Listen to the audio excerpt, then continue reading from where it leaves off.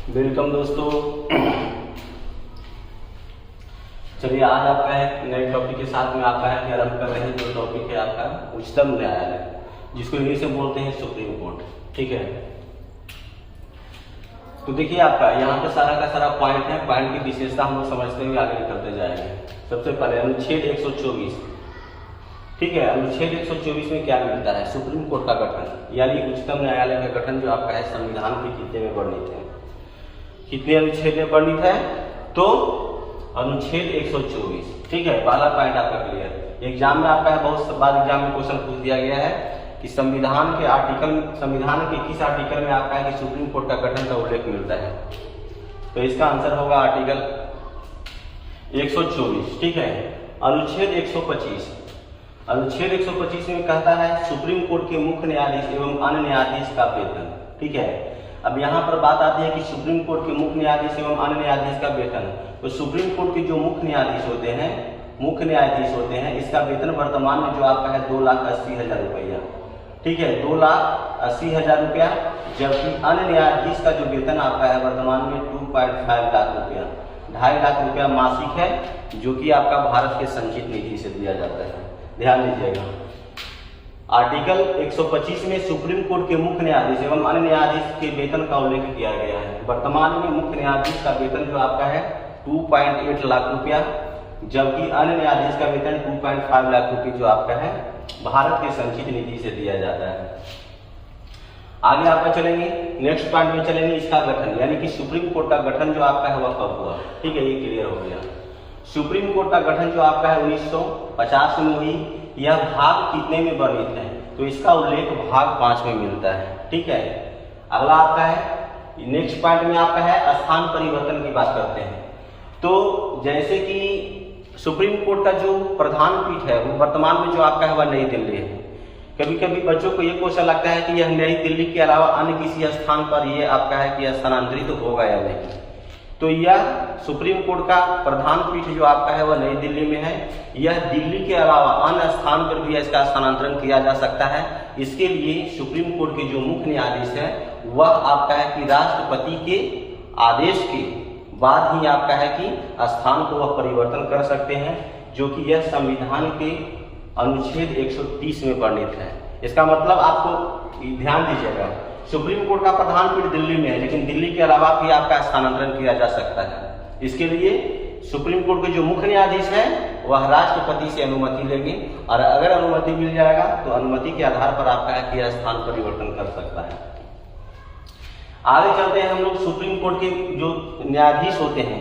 ठीक है, इनकी योग्यता पर चर्चा करते हैं हम लोग। ठीक है, तो पहला चीज तो आपका है योग्यता में आपका है कि पहला जो आपका है पहला भारत का नागरिक हो। पहला आपका है कि भारत का नागरिक हो। ठीक है, दूसरा आपका है कि पागल और दिवालिया नहीं होना चाहिए, पागल और दिवालिया न हो, पागल और दिवालिया न हो। तीसरा जो आपका है लाभ के पद पर न हो, तीसरा आपका है लाभ के पद पर न हो।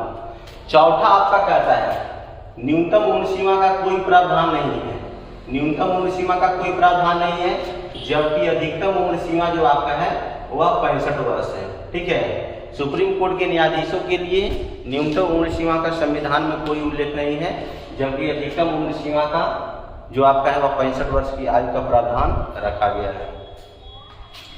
एक चीज आप लोग और समझ लीजिएगा, पहले योग्यता को क्लियर कर लेते हैं हम लोग। पहला नेक्स्ट पॉइंट आपका है कि सुप्रीम कोर्ट के न्यायाधीश बनने के लिए आपका है कि किसी भी उच्च न्यायालय में 10 वर्ष तक आप वकालत जो आपका है कि तौर पर आपका की कार्य कर चुका हो।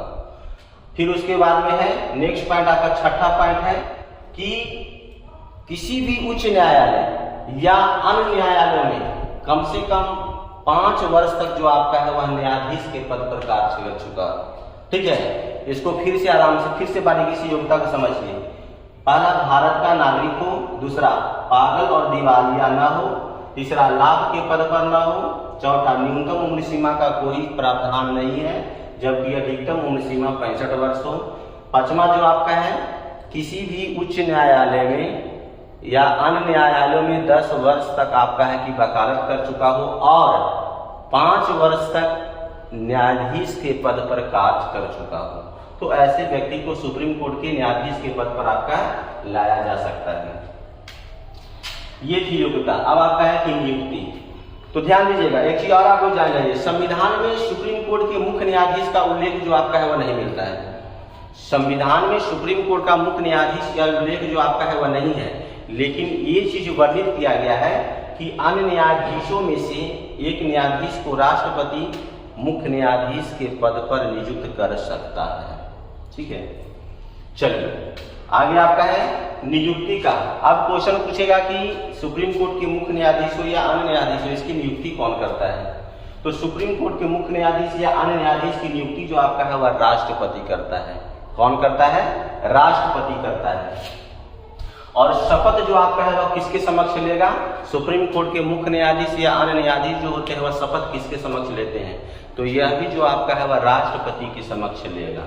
ठीक है, आगे आपका सुप्रीम कोर्ट के मुख्य न्यायाधीश, ठीक है, या अन्य न्यायाधीश को हटाने की प्रक्रिया के लिए आपका है कि सदन में आपका है कि संसद के सदन में महाभियोग जैसी प्रक्रिया को अपनाया जाता है। महाभियोग की प्रक्रिया पूरी हो जाने के बाद में आपका है कि राष्ट्रपति क्या करेगा कि जो मुख्य न्यायाधीश है या अन्य न्यायाधीश है उनको पद से हटाएगा। महाभियोग की प्रक्रिया के लिए देखा जाता है कि संसद के सदन के 2/3 सदस्यों की बहुमत जो आपका है वह आवश्यक होती है। संसद के सदन के 2/3 बहुमत अगर आपका है कि मिल जाता है तो वैसे कंडीशन में राष्ट्रपति जो आपका है एक आदेश जारी कर देता है। आदेश जारी करने के बाद में आपका है कि वह सुप्रीम कोर्ट के मुख्य न्यायाधीश हो या अन्य न्यायाधीश को उसके पद से हटा सकता है। आगे आपका है कार्यकारी मुख्य न्यायाधीश। अब यहाँ पर देखिए, जब यहाँ पर ध्यान दीजिएगा, मुख्य न्यायाधीश का पद जो आपका है वह किसी परिस्थिति में खाली हो जाता है। अब परिस्थिति क्या हो सकती है? तो पहला जो आपका है, यदि वो आपका है राष्ट्रपति को त्यागपत्र दे देता है स्वयं द्वारा। दूसरा आपका है कि कार्य असमर्थता के आधार पर, अगर वह कार्य करने में सक्षम नहीं है तो इसके आधार पर भी अपना है कि वह हट जाएगा तो उसका जगह रिक्त हो जाएगा। तीसरा जो आपका है महाभियोग प्रक्रिया लग जाने के बाद, तो महाभियोग प्रक्रिया लग जाने के बाद में भी आपका है कि वह पद से हट जाएगा। तो वैसे कंडीशन में आपका है कि मुख्य न्यायाधीश का पद जो आपका है वह रिक्त होगा। जब वैसे कंडीशन में मुख्य न्यायाधीश का पद रिक्त होगा तो उसकी जगह पर अन्य न्यायाधीश की नियुक्ति राष्ट्रपति मुख्य न्यायाधीश के पद के लिए करते हैं। ठीक है, तो उस समय मुख्य न्यायाधीश के पद पर जब वह कार्य करेगा, जो न्यायाधीश हैं वह आपका कार्यकारी मुख्य न्यायाधीश के रूप में कार्य करेंगे। चलिए आगे चलते हैं। देश का सबसे बड़ा अपीलीय न्यायालय, देश का सबसे बड़ा अपीलीय न्यायालय जो आपका है वह कौन है? तो सुप्रीम कोर्ट इसका आंसर होगा। देश का सबसे बड़ा अपीलीय न्यायालय का मतलब है कि सुप्रीम कोर्ट ऐसा न्यायालय है जिसमें राज्य के सभी न्यायालय को सुनवाई करने का अधिकार है। इसलिए हम लोग कह सकते हैं कि यह जो सुप्रीम कोर्ट है जो देश का सबसे बड़ा अपीलीय न्यायालय है। अब हम लोग चर्चा करेंगे इनके मुख्य न्यायाधीश या अन्य न्यायाधीश के कार्यकाल के बारे में। इनके कार्यकाल की अवधि जो आपका होती है वह 6 वर्ष होती है और 65 वर्ष की आयु में रिटायरमेंट हो जाती है, जो भी पहले हो। 6 वर्ष के दौरान भी अगर आपका है कि 65 वर्ष की आयु को वह प्राप्त कर लेगा तो उसे बीच में ही उसे त्यागपत्र देना पड़ेगा। ठीक है, क्योंकि अधिकतम उम्र सीमा जो आपका है संविधान में 65 वर्ष बताया गया है। आगे आपका कहता है सुप्रीम कोर्ट के प्रथम मुख्य न्यायाधीश कौन थे? इसका आंसर होगा हीरालाल जे कान्या। यह गुजरात के रहने वाले थे और इनका सेशन जो आपका है 26 जनवरी 1950 में यह बने थे। आगे आपका फिर नेक्स्ट पॉइंट कहता है कि सुप्रीम कोर्ट की प्रथम महिला जो न्यायाधीश थी, मुख्य न्यायाधीश, वह कौन थी? इसका आंसर होगा फातिमा बीबी, जिनका कार्यकाल 1989 से आपका 92 तक रहा और यह केरल से आपका है कि बिलोंग करती थी। आगे आपका वर्तमान में जो आपका है, तो वर्तमान में अभी आपका 48वां सुप्रीम कोर्ट के मुख्य न्यायाधीश के पद पर वर्तमान में एन.वी. रमन के रूप में है, जो कि आंध्र प्रदेश और दिल्ली दोनों हाई कोर्ट में अपना की सेवा दे चुके हैं। नेक्स्ट पॉइंट है भारतीय संविधान का संरक्षक जो आपका होता है वह कौन होता है? इसका सीधा आंसर होगा सुप्रीम कोर्ट। भारतीय संविधान का संरक्षक जो आपका होता है वह सुप्रीम कोर्ट। आगे हम यहाँ पर देखेंगे, देखिए न्यायपालिका को भारत में जो आपका है कितने आधार पर बांट दिया गया है, यहाँ पर टर्म को देख लीजिए।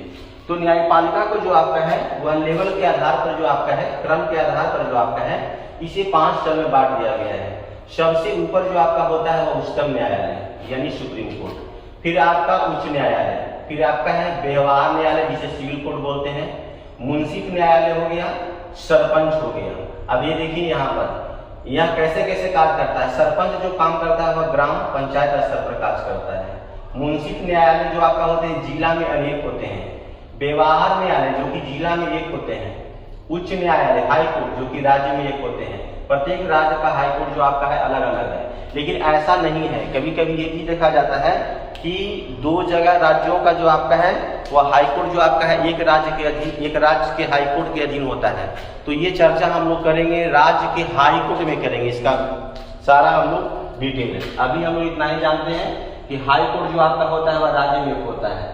फिर आपका उच्चतम न्यायालय जिसे हम लोग बोलते हैं सुप्रीम कोर्ट, यह देश में एक होता है। जैसे भारत एक देश है तो भारत में मात्र एक ही सुप्रीम कोर्ट होगा और नहीं होगा।